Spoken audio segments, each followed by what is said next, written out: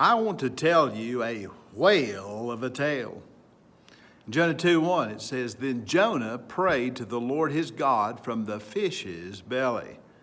You know, one of the passages of Scripture that skeptics use to try to make the Bible out to be a fairy tale is the story of Jonah being swallowed by a great sea creature, as recorded in chapter 2.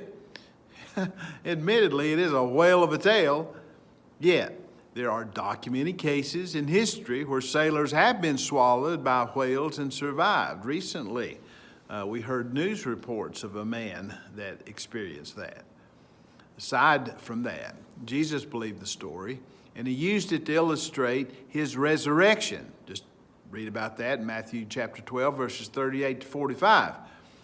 Now, one might understand an atheist mockery, but for a professing Christian to try to explain it away is to question the very authority of Jesus and the historicity of his resurrection. I would question the reality of such a person's faith.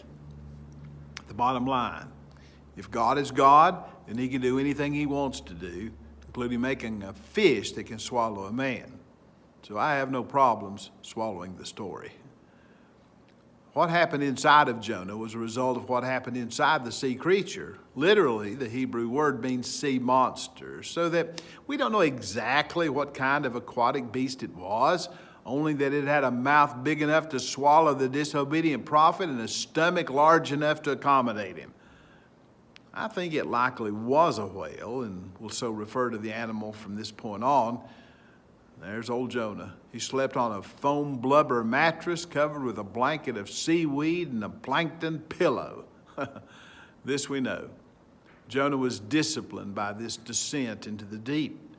He had tried to escape from God's call to go preach at Nineveh and headed the opposite direction. God sent a storm to stop him and a whale to swallow him in order to send him to the place where he needed to be.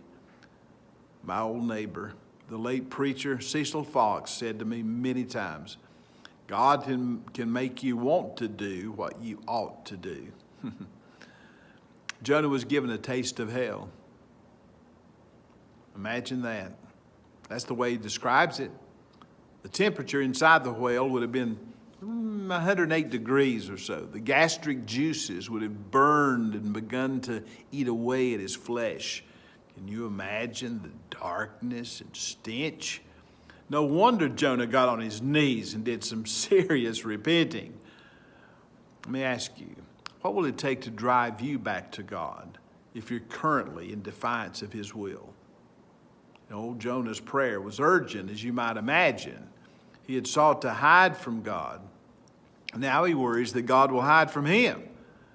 When he was asleep in the ship, as it rocked along on the waves, he felt no alarm.